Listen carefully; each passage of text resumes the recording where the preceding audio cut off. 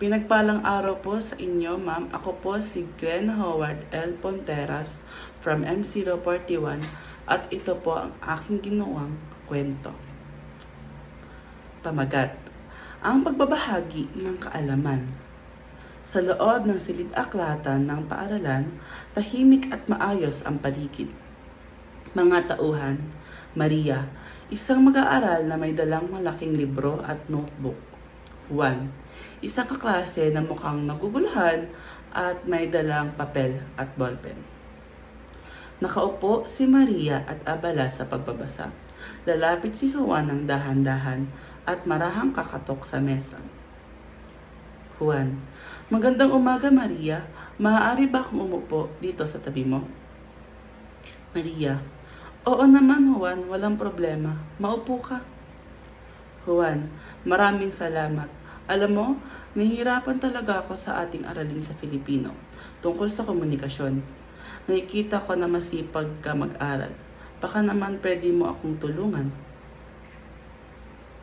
Maria, sige Juan, walang anuman. Ano ba ang partikular na bahagi na hindi mo maintindihan? Handa akong ipaliwanag sa iyo ng maayos. Juan, ito po yung tungkol sa verbal at di-verbal na komunikasyon. Medyo nakakalito po kasi para sa akin. Maria, ganun ba? Simple lang naman iyan.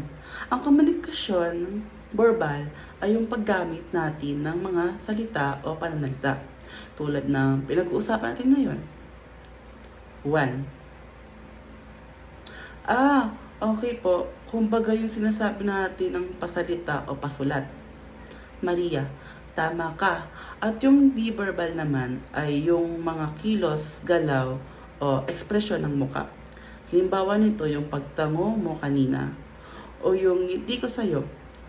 Ipinapakita nito na nakikinig tayo at nirerespeto natin ang kausap. Juan, ngayon ko na po naiintindihan. Salamat ha. Ang dali lang pala nung ipinapaliwanag mo.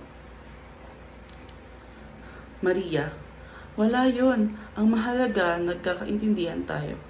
Kaya nga may wika tayo para magkaisa at magtulungan. Juan, oo nga naman.